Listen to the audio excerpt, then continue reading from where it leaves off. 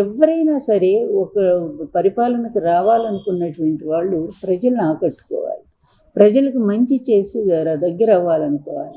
ఈ విధంగా ప్రజల్ని ఊళ్ళకు ఊళ్ళు బెదిరించి ఈ దళితులందరిని ఊళ్ళలోంచి తరిమేస్తా ఆడపిల్లల్ని అన్యాయంగా చెరుస్తున్నటువంటి వాళ్ళకి అండగా ఉంటూ పవన్ కూడా అట్లా తోడయ్యాడు, వాళ్ళకి తోడయ్యాడు. ఈ ముగ్గురు కలిసి ఈరోజు రాష్ట్రాన్ని ఎంత సర్వనాశనం చేయిస్తున్నారంటే, సర్వనాశనం అయిపోయింది ఆల్రెడీ. ఎక్కడికో పోవాల్సినటువంటి ఆంధ్రప్రదేశ్ ఎంత పెద్ద పెద్ద పరిశ్రమలు వచ్చినాయో అవన్నీ ఇప్పుడు ఎక్కడున్నాయో కూడా అడ్రస్ లేకుండా కేవలం ఒక ఎవరో కోసం పెద్ద పెద్ద పారిశ్రామికవేత్తలను కూడా తరిమేసే పరిస్థితి ఈరోజు. ఆ బాంబే నటి ఎవరు, ఆమె కోసం అటువంటి జిందాల్ సంస్థనే తరిమేసినటువంటి ఘనత ఒక చంద్రబాబుకే దక్కుతుంది. నా దృష్టిలో ఈ చంద్రబాబు రాజకీయవేత్త కాదు. అలాగే లోకేష్ అంతకంటే చెప్పాలి అంటే అసలు అంత పనికి మాలినవాడు, పరమ పనికి మాలినవాడు. అట్లాంటి వాడిని ప్రజలు ఎవరు కాదు, పార్టీ కూడా ఊహించలేదు. వాళ్ళ అవకాశం కోసం, ఏదైనా పదవుల కోసం పొగడొచ్చేమో కానీ అతని ముందు.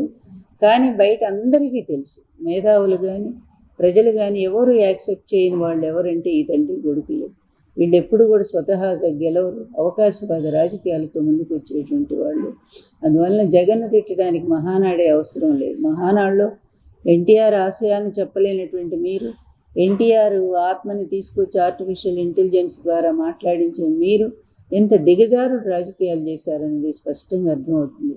ఎన్టీఆర్ ఇంప్లిమెంట్ చేసిన ₹2 కిలో బియ్యం, ఎన్టీఆర్ ఇంప్లిమెంట్ చేసినటువంటి సంపూర్ణ మద్యపాన నిషేధం, ఆయన అదేవిధంగా రైతులకు హార్స్ పవర్ ₹50, ఎన్నో పథకాలు ఆయన అమలు చేసి మరి ఇప్పటికి కూడా మంచి పేరు ప్రజల్లో సంపాదించుకున్నారు. అట్లాంటి పథకం ఏ ఒక్కటన్నా చేయగలిగారా?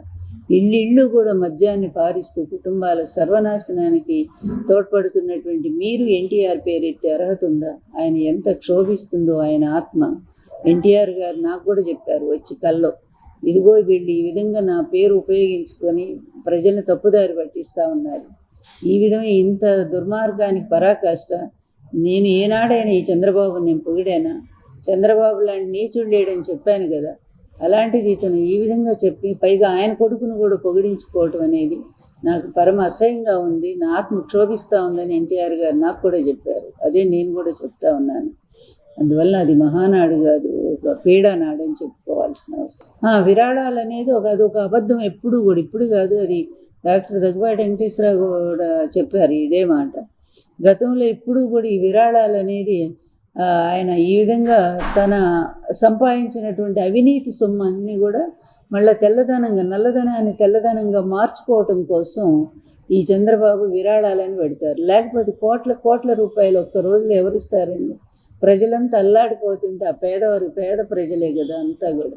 అలాంటి ప్రజలు నీకు కోట్ల రూపాయలు ఇవ్వగలరా? పోనీ ఒకళ్ళిద్దరు ఇచ్చినా ఏదో 5 కోట్లు 10 కోట్లు వస్తాయి తప్ప 100 కోట్లు ఎక్కడ వస్తాయి? అది ఇప్పుడే కాదు, చంద్రబాబు నాయుడు మొదటి నుంచి అధికారంలో సంపాదించిన అవినీతి సొమ్మునంతా కూడా ఈ విధంగా మహానాడు పేరుతో, విరాళాలు అనే పేరుతో దాన్ని వైట్ మనీగా కన్వర్ట్ చేసుకుంటూ ఉంటాడు. ఇంతెందుకండి, అది స్కామ్లో, మన స్కిల్ స్కామ్లో దొరికినటువంటి డబ్బు పార్టీ ఫండ్ రూపంలో పార్టీ మెంబర్షిప్గా ఇచ్చినటువంటి డబ్బుగా చూపించినటువంటి అది కూడా బయటకు వచ్చింది కదా అట్లాగా. అందువల్ల ఎప్పుడు కూడా ఇంతే, దొంగదారిలో సంపాదించే డబ్బుని ఈ విధంగా వైట్ మనీ చేసుకోవటానికి విరాళాల పేరుతో అతను చేస్తూ ఉంటాడు. ఇది ఎప్పటి నుంచో అతను చేస్తున్న ఒక పెద్ద క్రిమినల్. నిజం చెప్పాలంటే ఒక పెద్ద మోసం, ఇది ఒక పెద్ద మోసం. కానీ ఈ మోసాల్ని తెలుసు అందరికీ, కానీ పట్టుకునే వాళ్ళు ఉండరు. ఎందుకంటే వాళ్ళు కూడా వీళ్ళకి దాసోహం అయిపోతున్నారు. సెంట్రల్ ఇంటెలిజెన్స్ లేదా, సెంట్రల్ క్రైమ్ బ్రాంచ్ లేవా? వీళ్ళందరికీ తెలియదా? అతని కేసులు ఎన్ని ఉన్నాయో తెలియదా? ఎందుకు రారు? ఈడీ ఎందుకు రాదు? ఎక్కడ ఏం జరుగుతుంది అనేది ఈరోజు ప్రజలందరి ముందు ఉన్నటువంటి సమస్య. అంతేకాదు, ఎన్టీఆర్ పేరుతో ఎన్టీఆర్ చంపింది అతనే, ఎన్టీఆర్ గారు అధికారం లాక్కుంది అతనే, చెప్పులేసి అవమానం చేసింది అతనే. మళ్ళీ ఎన్టీఆర్ విజ్ఞాన్ ట్రస్ట్ అని ట్రస్ట్ పెట్టి దాని పేరుతో ఫారెన్ నుంచి అక్కడ విరాళాలని 1000 కోట్లు, అదంతా కూడా వాళ్ళు విరాళాలు ఎంత ఇచ్చారో నాకు తెలియదు, కానీ అంత అయితే ఇవ్వరు కదా. కానీ ఆ విధంగా కూడా ఇతను బ్లాక్ మనీని వైట్ చేసుకున్నాడు. అతి తెలివితేటలు, డబ్బు సంపాదించడంలో అతను మించిన వాళ్ళు ఎవరు లేరు. #1 రిచెస్ట్ సీఎం అని చెప్పి మొన్ననే కదా చూసాం మనం. భారతదేశం అత్యంత ధనవంతుడైన ముఖ్యమంత్రి చంద్రబాబు నాయుడు అనేది. అందువలన ఎక్కడి నుంచి వచ్చింది 2 ఎకరాల పెద్ద మనిషికి ఇంత డబ్బు ఎక్కడి నుంచి వస్తూ ఉంది అంటే వాటికేం సమాధానం చెప్పరు, ఏమీ చెప్పరు. ఆ హెరిటేజ్ ఎప్పుడూ కూడా అది నష్టాల్లోనే నడుస్తూనే ఉంటుంది. అతను అధికారంలో రాగానే దాని షేర్స్ పెరిగిపోతాయి, సడన్గా పెరిగిపోతాయి. దాంట్లో 1000 కోట్లు వచ్చేస్తాయి. ఈ విధంగా ఒక దొంగ వ్యాపారాలు చేస్తూ దొంగతనంగా ప్రజల సొమ్మును లూటీ చేస్తూ ఈ తండ్రి కొడుకులు మరి ఉపన్యాసాలు మాత్రం భారీగా చెప్పుకుంటూ చివరికి ఎన్టీఆర్ పేరుని, ఎన్టీఆర్ ఆత్మను కూడా ఉపయోగించటం అనేది వీళ్ళ ఒక నీచమైన రాజకీయానికి అదొక పరాకాష్ఠ స్థితిగా నేను భావిస్తున్నాను. అది చాలా తీవ్రంగా ఖండిస్తున్నాను నేను. ఎందుకంటే ఎన్టీఆర్ గారు మరోసారి మీరు వెన్నుపోటు పొడుస్తున్నారు ఈ విధంగా. ఎన్టీఆర్ గారు ఉంటే నువ్వు ఎప్పుడో జైలుకు పోయేవాడు, ఆ సంగతి అందరికీ తెలుసు. ఆయన స్వయంగా చెప్పిన మాట నేను చెప్తున్నాను నేను. అందువలన అట్లాంటిది ఆయన ఈ విధంగా మీరు ఉపయోగించినంత మాత్రాన ప్రజలు నమ్ముతారు అనుకుంటే అదొక మీ వెర్రితనం, అంతే, మీ మూర్ఖత్వం.